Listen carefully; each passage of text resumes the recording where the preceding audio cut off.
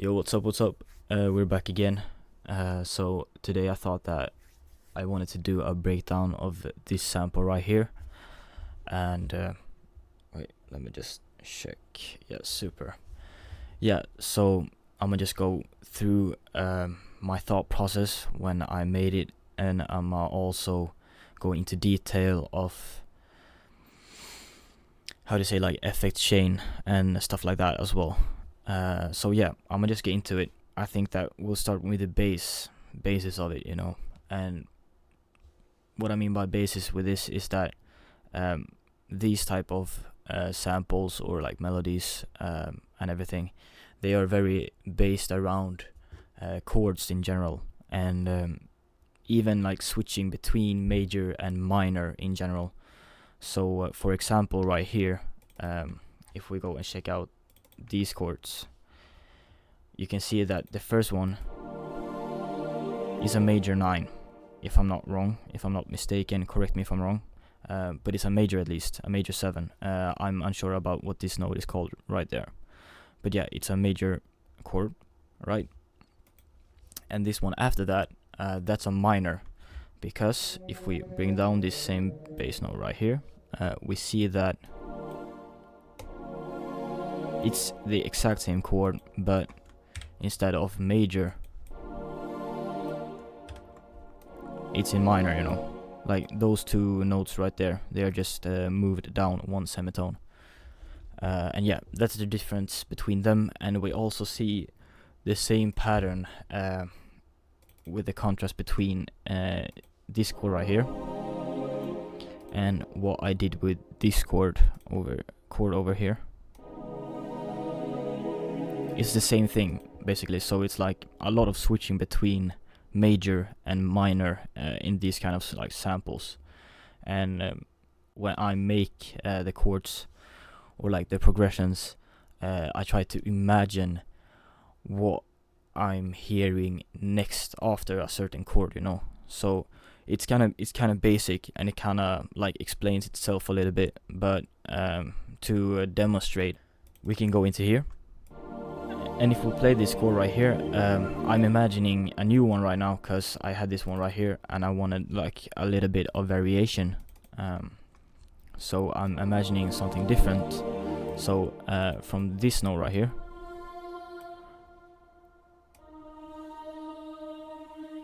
I imagine in my head like a do, do, do, do, do, boo. Yeah, but boo. Yeah, so basically that's kind of what I imagined. And what this is basically, this bass note is a 5th from the first chord here. You see this one here, at least.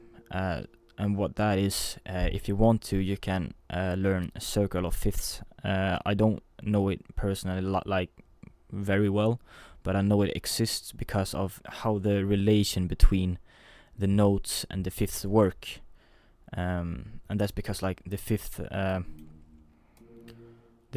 just like doesn't clash as much with the sound with this note right here as for example a semitone would do, because of how the like audio waves work, But yeah, it's about the frequency, I guess. And if you have a note here right between, the frequency are like pretty similar, so they will be more like clashing with each other, and that's why it creates such a tension, for example with these two notes right here. You hear that like kind of like tension to we can actually do this too. Like by itself it sounds kind of shitty, but in contrast to everything else, sounds great. And yeah, that's basically it when it comes to that. I layered this pad right here. This pad is from my kit, by the way, which I'm working on. It has like a lot of modulation and that kind of stuff. Usually the pads and like the keys and everything I'm going for, because I want like that type of modulation to happen when playing with it, because that is essentially what makes everything feel unique throughout the sample. Because if you have like every note hitting the exact same way, or if you don't have them changing in like timbre or anything at all, it will sound robotic and plain, and that's not really what we're going for, right? So yeah, that's about it. This is just a layer to that. That is just a top note, nothing unique. It's just like to get some variation. And yeah, we can go further from the chords. So this right here,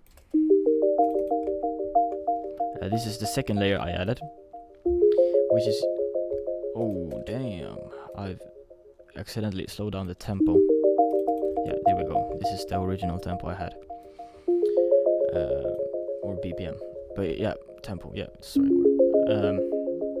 Yeah, so these just like follows the chords, and that's basically what it is. It's like a bell, also from my kit I'm working on. I just put some start on it. Yeah, that's it, you know. And it's a delay on it as well. Like delays are like pretty usual in these kind of samples too, because it just like creates such a melodic bounce, or however you can call it. And it's also not just regular like 2-step delays or like 4-step delays. It can be like 3rd-step or like 6-step. For example, this one right here, another like top bell I added, and that one is with a 3rd delay, or whatever you call it, like a 3rd time delay. Yeah, so it creates like a little bounce, and that's like a typical thing to these kind of samples. In general, synthy stuff, delays just create like, I don't know, I love delays, as you probably already can tell if you know me since before. But yeah, that's that with those. They follow the same like chord structure basically. The other one I know that sticks out a little bit from the chord is this one right here. If we copy it over to the chord, you can see that it doesn't fit in the chord, but if we bring it up, you can see that the bass note in this is the same as the top note in that one, and that doesn't really like clash with anything, because this is a lower frequency element and this one is a higher frequency element in general. More in depth to it, we can listen to it with this chord, like the exact. It sounds good, you know, it still sounds good, and that's because it follows the same like chord scale. So basically these notes right here, those are the notes that fit to this chord, and I can just like put them out, and you can too. It's just like hearing what fits and what doesn't fit, because if I put that doesn't fit at all. That doesn't fit at all. Like if you have anything in like 3 semitones next to each other like this, something is probably wrong. But yeah, and we can remove that again. So it's kind of basic actually, like how it works in like correlation with each other, you know, like everything follows the same structure, kind of. It has to, because otherwise it wouldn't sound good at all. But yeah, so that is it, I guess, for those elements. And we can go to the piano, I think. The piano has a slower delay, which is basically, I think it's a 6, or whatever you call it. It's like a 6 in the, oh sorry, here. Yeah, it's like a 6 dot. I don't know what you call it exactly, but it's it takes some time for it to respond, as you can hear. and I turned down the weight a bit because I didn't want it to be, I didn't want the response to be as loud as the initial hit, and that's the dry, and the feedback isn't too much because I want it to end before the next chord, or almost end at least, so that it doesn't clash with each other. But yeah, that's it for the piano. I guess it's also follows the same structure as the chords. To go a little bit more in depth to it is that the lower note is the same as the bass note on the chord, and the higher note is the same as the top note of the chord. And this is the fifth of the lower note. And yeah, on topic of that, why I can keep this note right here is because yeah, why I can keep this note right here even though I have this as a bass note, this as a bass note right there. Wait, yeah, even though I have this as a bass note in that chord, is because that is, yeah, I went through it earlier, like it's the same chord but it's still a minor of it, and that note still fits to that chord, you know. So yeah, it just sounds good that way, I guess. That's the best way to explain it. But yeah, the piano is basically that, and these are like two notes here. That was a mistake right there, which that happened when I restructured the sample from an 4/4 signature to 7/8, and that happened because I just noticed that there was too much space when I had it in 4/4. It was like after a chord right here, I think there's supposed to be a space between here to there. You see, a normal like structure is usually like 4 bars, and also 1, 2, 3, 4. Just noticed that it was too much, a too long wait for the next chord to hit, in my opinion at least. So what I did basically, I just like put it where I wanted it, and it resulted in it being in 7/8, I guess, which is super weird. And if we should like try to count the signature, I guess we can do that too. So it's like, oh fuck me. Okay, yeah, so to count the time, we can do that too. So we can go like 1, 1, 2, 3, 2, 3, 4, 1, 2, 3, 1, 2, 3, 4, 5, 6, 7, 1, 2, 3, 4, 5, 6, 7, 1, 2, 3, 4, 5, 6, 7. Yeah, you get what I mean, and that is how we know it is in 7/8 and not 4/4. And you can also see that, like, how the chords are structured. I guess it looks super weird, having the like template in like 4/4 and then putting it in 7/4. It's a bit like I don't know, it's killing my brain. But yeah, let's go into the bass. The bass just follows the same bass note as the chord. So if we copy this over, we can just demonstrate that right quick. All of you like probably already know this, but I'm just showing this for like if a beginner watches this, I don't know. I just want to be as structured or like as obvious as I possibly can be, you know, so that I don't like say anything that creates a question mark for you and confuses you.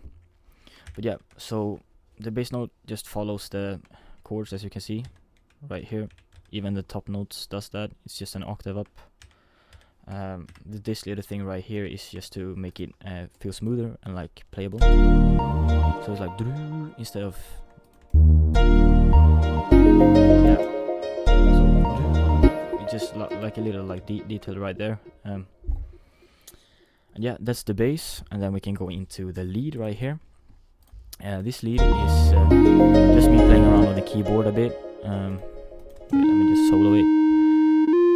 Yeah, so it's just me playing around on the keyboard, and then I changed it how I liked it on the MIDI.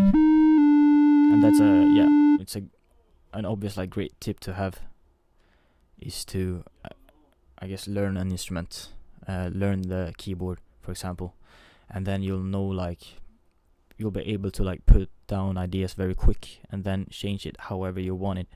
But yeah, whatever works for you, you will find a way that just works for you, you know, to like generate ideas. I don't know. For some, they like have the idea like directly, and that happens for me too. But sometimes I have to like play around a bit to define it, you know, and that's okay. It takes a bit of time to practice that, and it takes a bit of time to get it like perfectly, you know. It's just that as long as you don't rush stuff, because rushing just, it doesn't really get you anywhere, you know. You can be quick, of course, but settling with, yeah, I'm okay with that, and not, yeah, I like that. There's a big difference between that. If you know what I mean. It's that if you like how it sounds like a lot, then there probably will be people out there that also likes it, you know. But if you don't like it that much and you think that it is okay, then there's like a smaller chance, I believe so at least, that there are people out there that will like how it sounds. So that's basically a philosophy I have, at least, is that make it sound as good as you can, and make it sound how you want it. And there are people out there that definitely think the same way as you do. And yeah, so that's about it on the lead. I just played around a little bit with it. We have a bit of modulation too on it, just to get that kind of like difference in it, you know, like unique kind of vibe modulation. And yeah, that's it there. We can go over to this lead right here, and it's like a top lead that I imagined in my head at first. So that's one of those cases where I just like imagine exactly how I wanted it, and I had a problem putting it down instead because it's in 7/8 and it's not in 4/4 anymore. Or 8/8, you can say it as 8/8 too if that's easier. But yeah, 4/4 8/8, it's the same like timing. But yeah, so I had a hard time putting it down. But I imagine like yeah. And then I just like tried to put it down as well as I could. But it took some time for me to figure it out, but I eventually did. So it's basically like a fifth. Yeah, it's basically like a fifth from this right here. And we can actually count it. 1, 2, 3, 4, 5. And that's how you know if it's a fifth or not. So yeah, it's a fifth basically. Pretty like simple right there. Just like create some like rhythm to it. I don't know. I like it as it is. And yeah, we can go into these two right here because of that. And yeah, this is melodic minor, I think. It's just like something I played in on the keyboard, and then I fixed it a little bit, you know, like yeah, and it's like this is just an octave down to that. You see here, that is just an octave down to that, and this is just an octave down to that. You see, so it's like, yeah, it just follows that like path, if you will, a path maybe. And this is just a response on that call right here.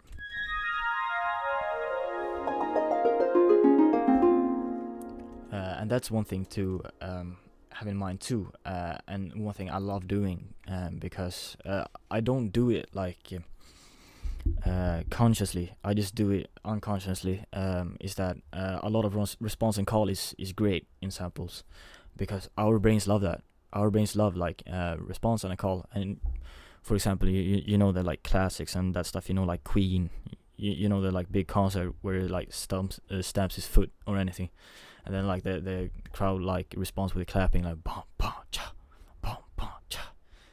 Very like basic kind of response and call and response, I mean. So yeah, that's basically what it is. And one thing that's unique with these two is that they resolve in different matters, so in different ways. So this one right here,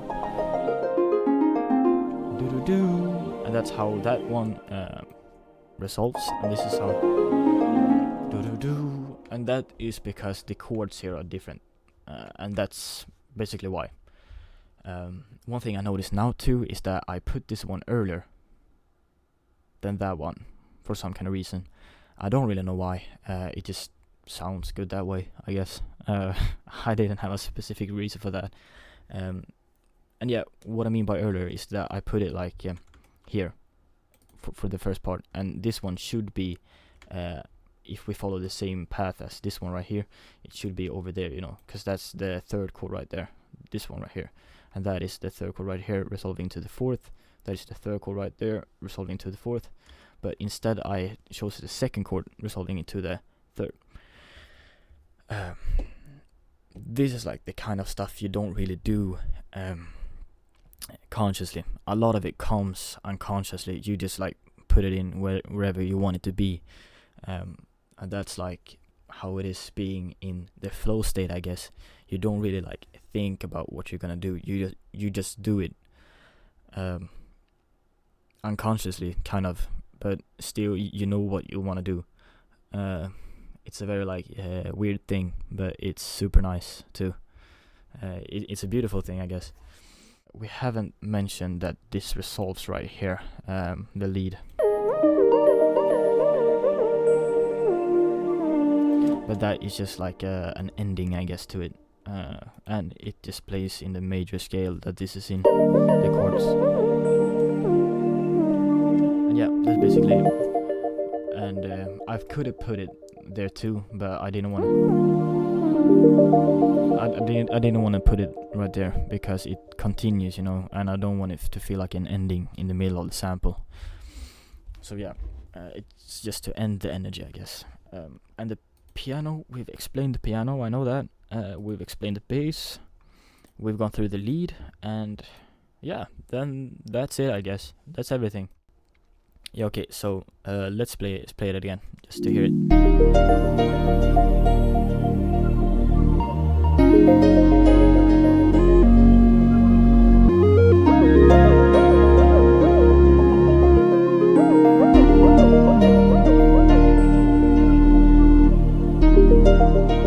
This chord right here, I love that one, bro. That's the shit. So the minor instead of the major, and then it goes back to the major. Thank you guys so much for watching. I hope that this provided you with some value, and that it was worth the watch, and it was worth your time. And I'll see you in a future video, and let me know what type of format you would like to see. And yeah, take care, happy producing. Yeah, have a great rest of your day, everyone. Whatever you're doing, I wish you the best. Peace out.